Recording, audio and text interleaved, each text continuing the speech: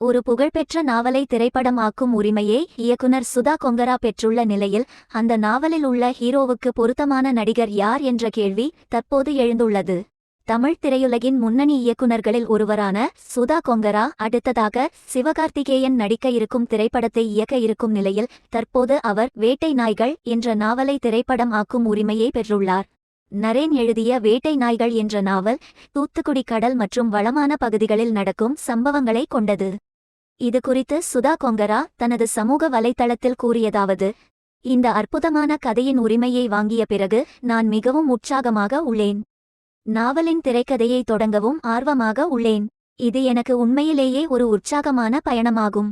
நான் இதுவரை அனுபவித்திராத ஒரு வாழ்க்கையை இந்த படத்தின் மூலம் வாழ்வேன் என்று எதிர்பார்க்கிறேன். இது குறித்த புகைப்படத்தையும் அவர் வெளியிட்டுள்ள நிலையில் அந்த புகைப்படத்தில் சுதா கொங்கராவுடன் இயக்குனர் வெற்றிமாறனும் உள்ளார் என்பது குறிப்பிடத்தக்கது.